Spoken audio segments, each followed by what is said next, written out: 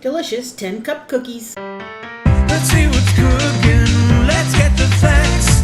Let's see what's cooking, it's time for Yo-Yo Max 12.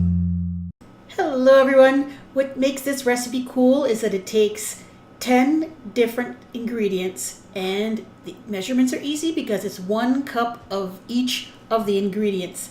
The only exception being there are 2 eggs, half a teaspoon of baking powder, and a teaspoon of baking soda. So let's put this recipe together.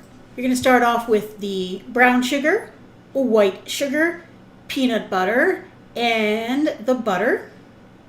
And then you're going to cream those things together until it's nicely blended. Now we'll add in the 2 eggs and blend those in. And then some other ingredients like 1 cup of flour. And this is kind of your basic kind of cookie dough, but we're going to add some great ingredients like coconut, raisins, pecans, chocolate chips, and quick cooking oats, but you could also use the large flake oats.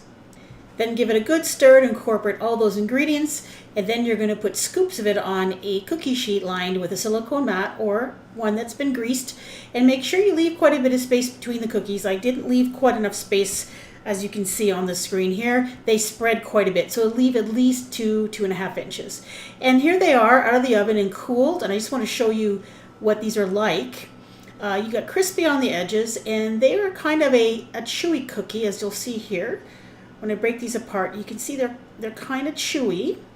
They're pretty thin, and they're really, really good. It makes a ton of cookies. It makes about 45 very large cookies if you use the cookie scoop that I have. And they are a winner. Hope you give these a try. Thank you so much for watching. If you're looking for some great cookie recipe ideas, check out my playlist.